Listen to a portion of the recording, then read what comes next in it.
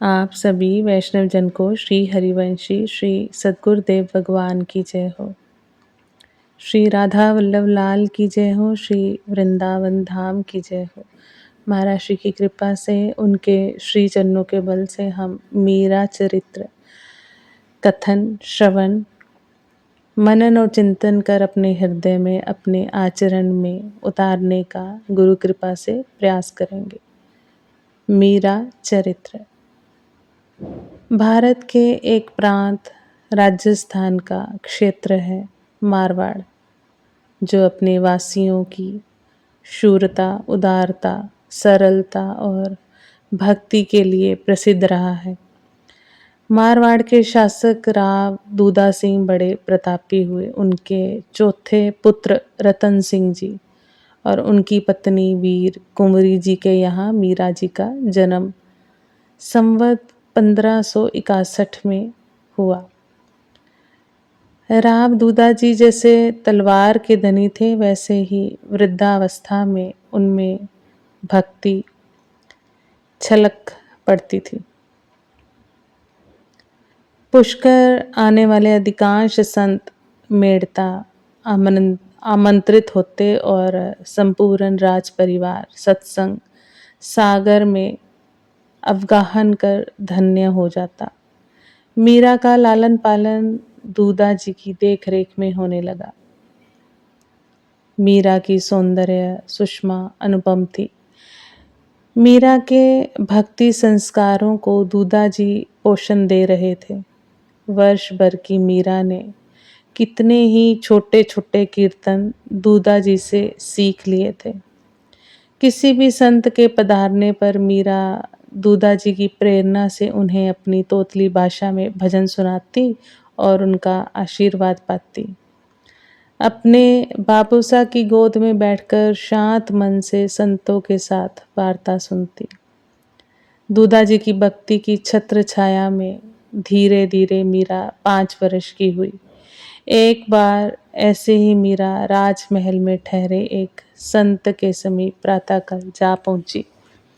वे उस समय अपनी ठाकुर जी की पूजा कर रहे थे। मीरा प्रणाम कर पास ही बैठ गई और उनसे जिज्ञासावश कितने ही प्रश्न पूछ डाले। ये छोटे से ठाकुर जी कौन है? आप इनकी कैसे पूजा करते हैं? संत भी मीरा के प्रश्नों का एक एक कर उत्तर देते गए। फिर मीरा बोली, यदि आप ये मूर्ति मुझे दे दें तो मैं इनकी पूजा किया करूंगी। संत बोले, नहीं बेटी, अपने भगवान किसी को नहीं देने चाहिए, वे हमारी साधना के साध्य हैं। मीरा की आंखें भर आईं। निराशा से निश्वास छोड़ उसने ठाकुर जी की तरफ देखा और मन ही मन कहा, यदि तुम स्वयं ही ना आ जाओ, यदि तुम स्वयं ही ना आ जाओ तो मैं तुम्हें कहाँ से पाऊं? और मीरा बड़े मन से उस मूर्ति के बारे में सोचती अपने महल की ओर बढ़ गई। दूसरे दिन प्रातःकाल मीरा उन संत के निवास पर ठाकुर जी के दर्शन हेतु जा पहुंची। मीरा प्रणाम करके एक तरफ बैठ गई। संत ने पूजा समापन कर मीरा को प्रसाद देते हुए कहा, बेटी, तुम ठाकुर जी को पाना चाहती हो ना? मीरा, बाबा, किंतु ये तो आपकी साधना के साध्य हैं। मीरा ने कांपते स्वर से कहा, बाबा, अब ये तुम्हारे पास रहना चाहते हैं। बाबा ने कहा, अब ये तुम्हारे पास रहना चाहते हैं, तुम्हारी साधना के साध्य बनकर। ऐसा मुझे इन्होंने कल रात स्वप्न में कहा कि अब मुझे मीरा को दे दो। कहते कहते बाबा के नेत्र भर आए। इनके सामने किसकी चले? मीरा, क्या सच? आश्चर्य मिश्रित प्रसन्नता से बोली, जैसे उसे अपने कानों पर विश्वास ही नहीं हुआ। बाबा बोले, भरे कंठ से बोले, बाबा, हाँ, पूजा तो तुमने देख ही ली है। पूजा भी क्या, अपनी ही तरह नहलाना, धुलाना, वस्त्र पहनाना और इनका श्रृंगार करना, इनको खिलाना, पिलाना केवल आरती और धूप विशेष है। मीरा ने कहा, किंतु वे मंत्र जो आप बोलते हैं वे मुझे नहीं आते। बाबा बोले, मंत्रों की आवश्यकता नहीं है बेटी, ये मंत्रों के वश में नहीं रहते, ये तो मन की भाषा समझते हैं। इन्हें वश में करने का एक ही उपाय है कि इनके सन्मुख हृदय खोलकर रख दो। कोई छिपाव या दिखावा नहीं करना। ये धातु के दिखते हैं पर हैं नहीं ये धातु के। इन्हें अपने जैसा ही मानना। मीरा जी ने संत के चरणों में सिर रखकर प्रणाम किया और जन्म जन्म के भूखे की भांति अपनी अंजलि फैला दी। संत ने अपने प्राणधन ठाकुर जी को मीरा को देते हुए उसके सिर पर हाथ रखकर गदगद कंठ से आशीर्वाद दिया। भक्ति महारानी अपने पुत्र ज्ञान और वैराग्य सहित तुम्हारे हृदय में निवास करे। प्रभु सदा तुम्हारे सानुकूल रहे।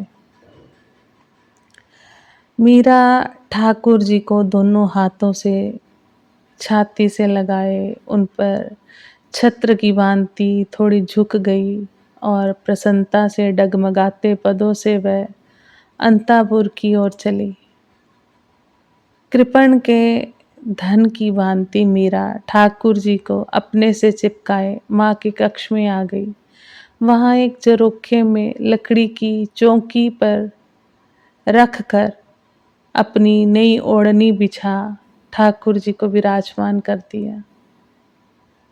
थोड़ी दूर बैठकर उन्हें निहारने लगी।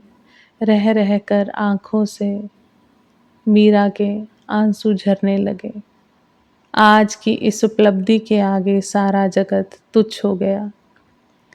जो अब तक अपने थे वे सब पराये से हो गए और आज आया हुआ ये मुस्कुराता हुआ चेहरा ऐसा अपना हुआ जैसा अब तक कोई था ही नहीं। सारी हंसी खुशी और खेल तमाशे सब कुछ इन पर न्यौछावर हो गया।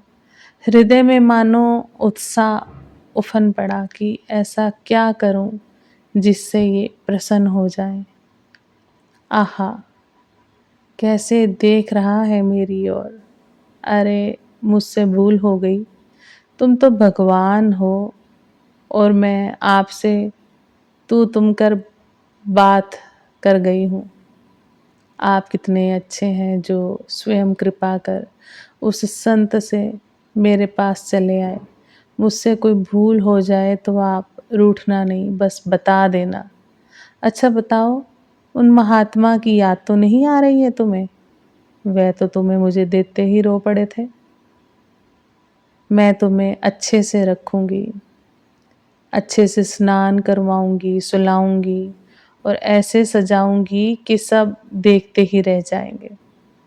मैं बाबूसा को कहकर तुम्हारे लिए सुंदर पलंग, तकिए, गद्दी और बढ़िया वागे पोशाक भी बनवा दूंगी।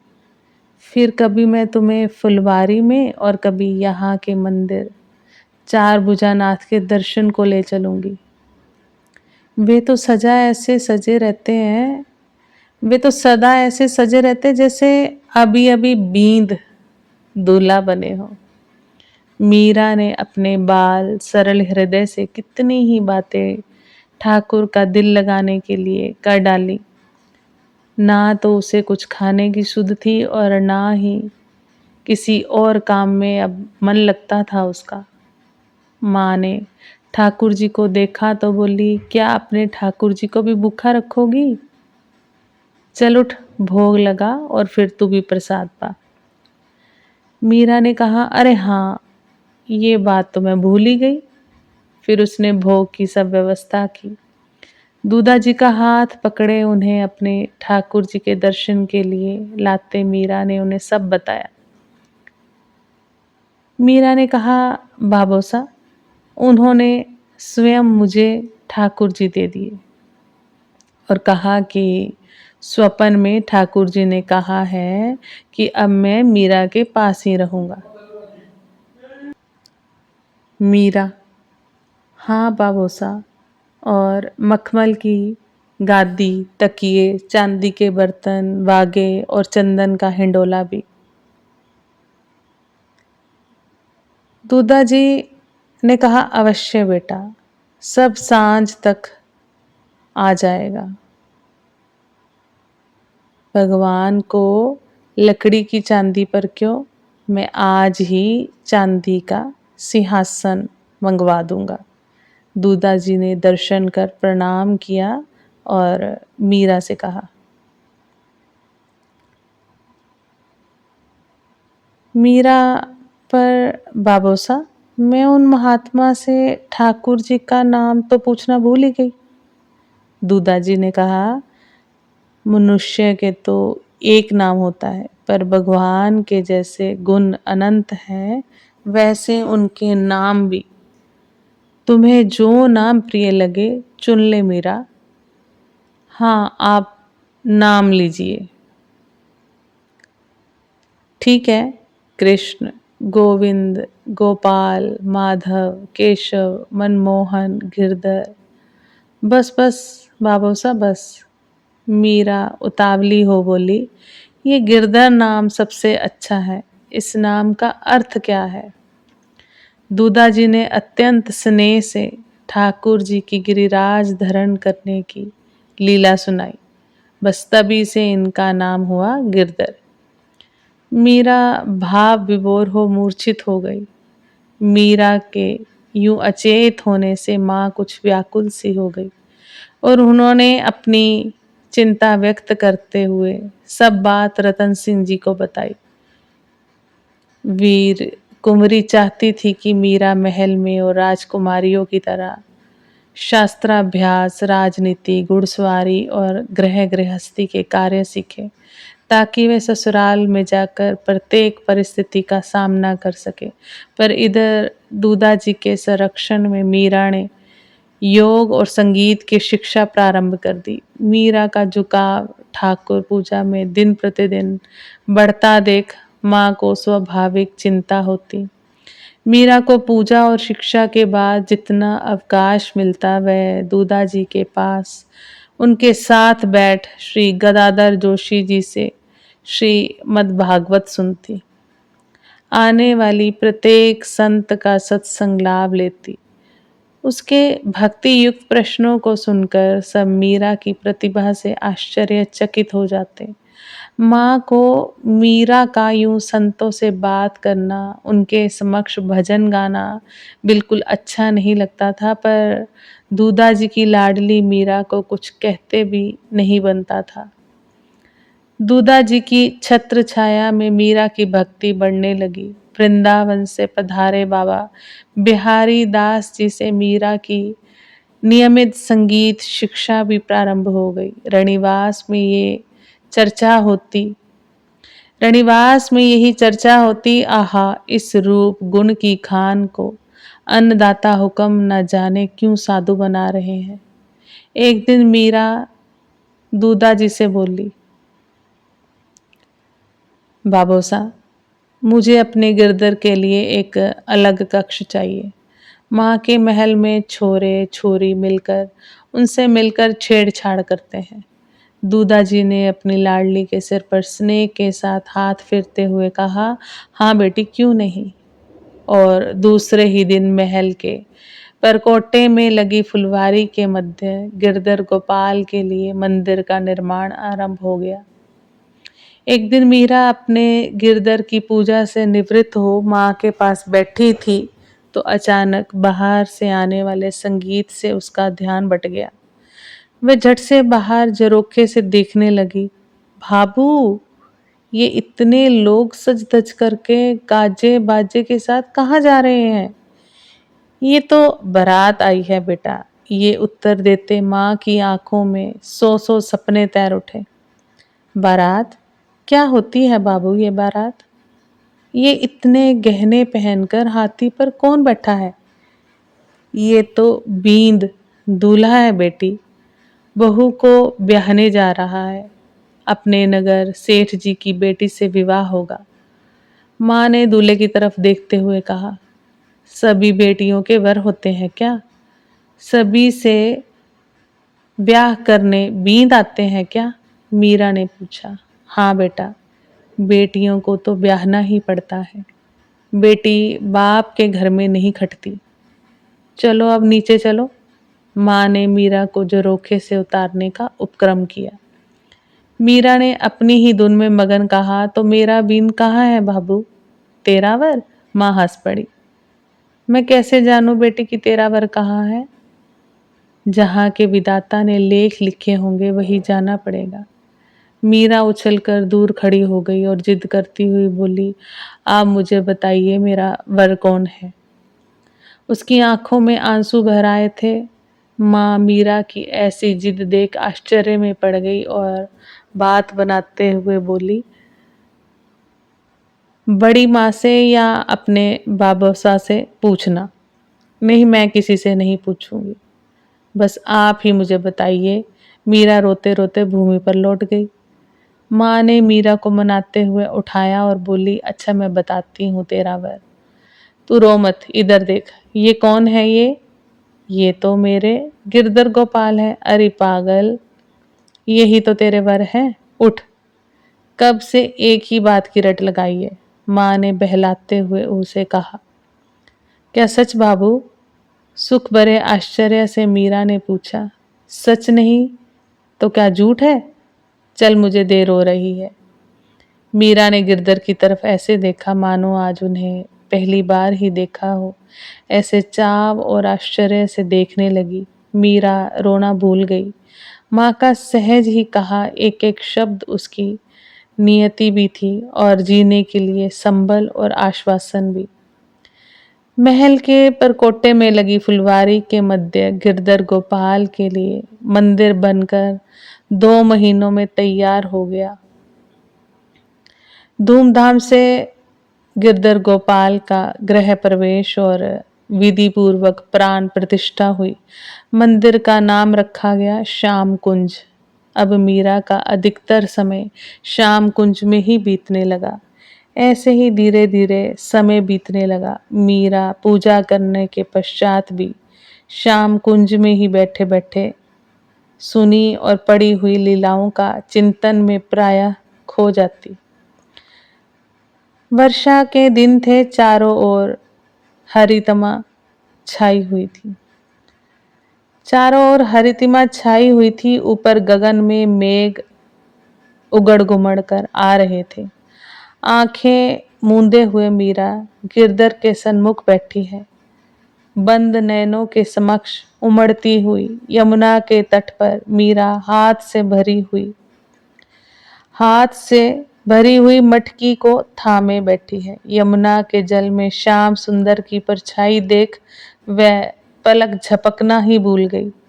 ये रूप, ये कारे कजरारे दीर्घ नेत्र, मटकी हाथ से छूट गई और उसके साथ न जाने वह भी कैसे जल में जा गिरी। उसे लगा कोई जल में कूद गया और फिर 2 सशक्त भुजाओं ने उसे ऊपर उठा लिया और घाट की सीढ़ियां चढ़ते हुए मुस्कुरा दिया। वह ये निर्णय नहीं कर पाई कि कौन अधिक मारक है, दृष्टि या मुस्कान। निर्णय कैसे हो भी तो कैसे हो निर्णय। बुद्धि तो लोप हो गई। लज्जा ने देह को जड़ कर दिया और मन तो बैरी बन उसकी आंखों में जा समाया था। उसे शिला के सहारे घाट पर बिठाकर वह मुस्कुराते हुए झल से उसका गड़ा निकाल लाए। हंसते हुए अपनत्व से कितने ही प्रश्न पूछ डाले उन्होंने ब्रज भाषा में। अमृत सी वाणी वातावरण में रस सी घोलती प्रतीत हुई। थोड़ा विश्राम कर ले, फिर मैं तेरो घड़ो उठवाए दूंगो। कहा नाम है री तेरो?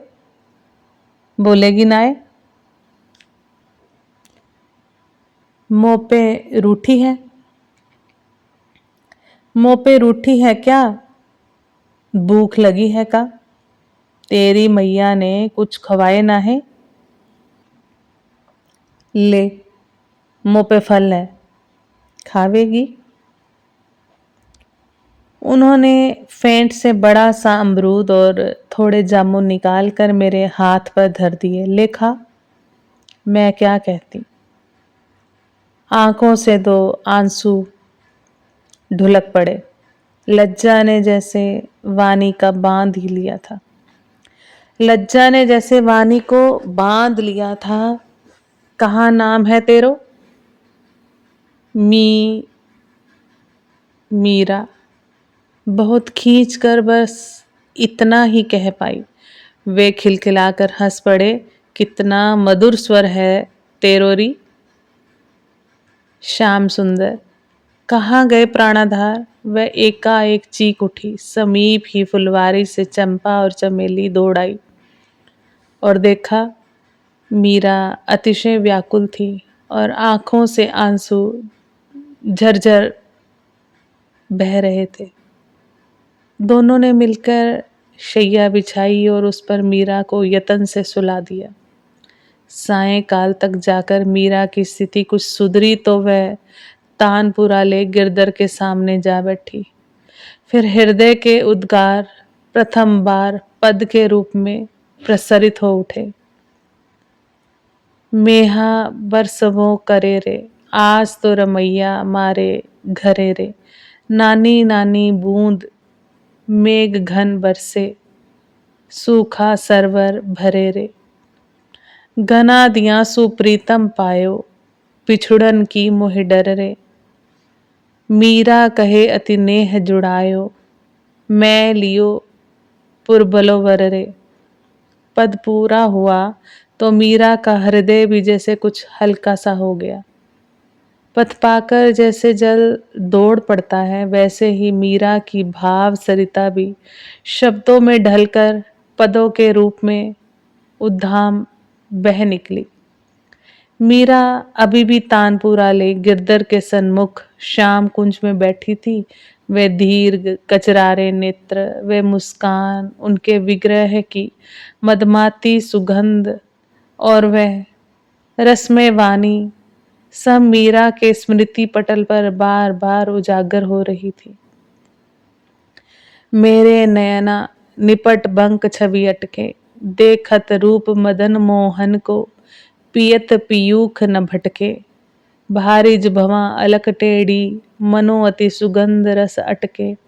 टेढ़ी कटी टेढ़ी कर मुरली, टेढ़ी पाग लर लटके। मीरा प्रभु के रूप लुभानी, गिरधर नागर नटके। मीरा को प्रसन्न देखकर मिथुला समीप आई और घुटनों के बल बैठकर धीमे स्वर में बोली, जीमन पधराऊं भाई सा, भोजन लाऊं? आहा मिथुला, अभी थोड़ा ठहर जा। मीरा के हृदय पर वही छवि बार बार उभर आती थी। फिर उसकी उंगलियां के स्पर्श से तानपुरे के तार झंकृत हो उठे। नंदनंदन दिख पड़ियां माही, सांवरो सांवरो नंदनंदन दिख पड़ियां माही। छाड़या सब लोक लाज, सांवरो सांवरो मोर चंद्र का किरीट, मुकुट जब सुहाई। केसररो तिलक भाल, लोचन सुखदाई, सांवरो सांवरो। कुंडल झलका कपोल, अलका लहराई। मीरा तज सरवर जो, मकर मिलन धाई। सांवरो सांवरो नटवर प्रभु वेश धरया, रूप जग लुबाई। गिरधर प्रभु अंग अंग मीरा बलि जाई। सांवरो सांवरो। अरे मिथुला, थोड़ा ठहर जा, अभी प्रभु को रिझा लेने दे मोहे।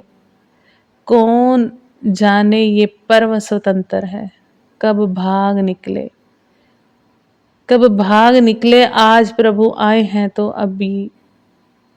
आज प्रभु आए हैं तो यहीं क्यों ना रख ले।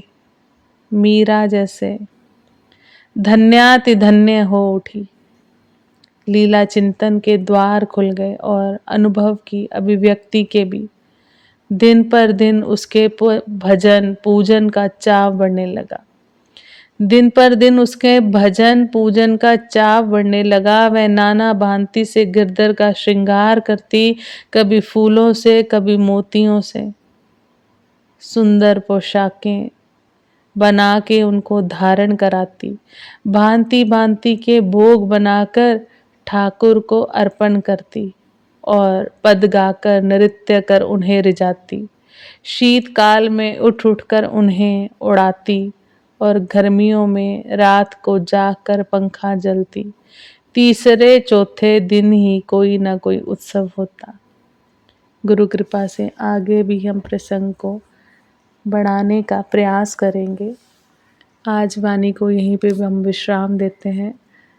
आप सभी वैष्णव जन को श्री हरिवंशी श्री सद्गुरुदेव भगवान की जय हो। जय जय श्री राधे श्याम।